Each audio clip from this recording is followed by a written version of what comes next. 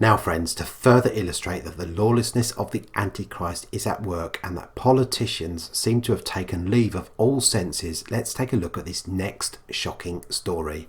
This from CBS News headline reads, Alberta students to define their own gender. Schools should erase old divides that force students into male and female roles, according to new guidelines released Wednesday by the Alberta government that advise teachers to let kids choose which washroom they want to use. A 21-page document introduced by Education Minister David Egan advised educators that students have the right to self-identify when it comes to their gender identity and gender expression. The guidelines advise teachers to address each student by whatever name and pronoun that particular student chooses based on how the student self-identifies.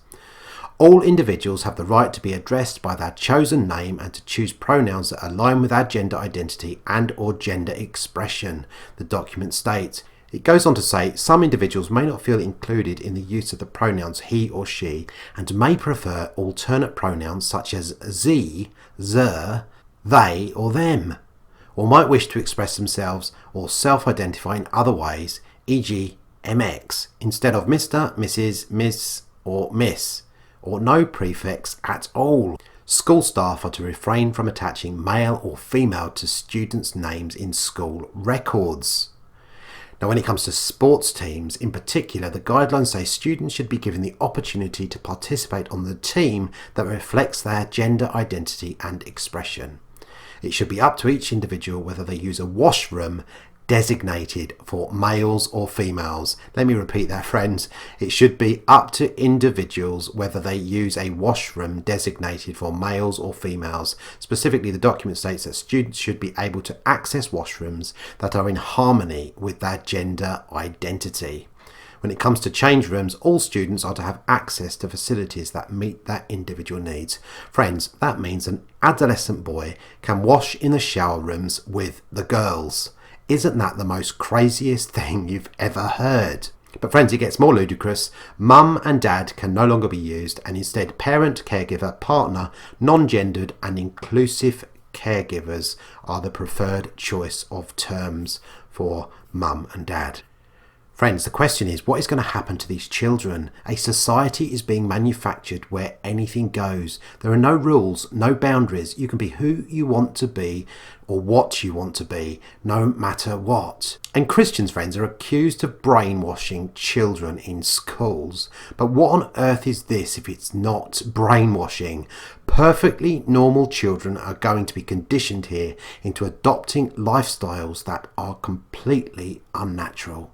There was even a story recently about a man in his 40s who decided he was actually a little girl and was adopted by parents who treated him just like that, and they even let him play with our own children. But friends, we are what we are. Our God-given DNA sealed our gender when God formed us in the secret place. Anatomically, we're either male or female. But this, my friends, is again an indication of the Antichrist spirit that pervades this hour. This is an all-out assault on the Bible and an all-out assault on God. It's nothing else but a war against God, friends. Let's see it for what it is. No wonder the liberals want to remove the Bible from society. The first book of the Old Testament declares loud and clear, God created them male and female. And Jesus also declared in the first book of the New Testament in Matthew 19, have you not read that he who made them at the beginning made them male and female, and said, for this reason a man shall leave his father and mother and be joined to his wife, and the two shall become one flesh. So then there are no longer two, but one flesh. Therefore what God has joined together, let no man separate. Friends, what God has decided and what God has joined together, let no man separate.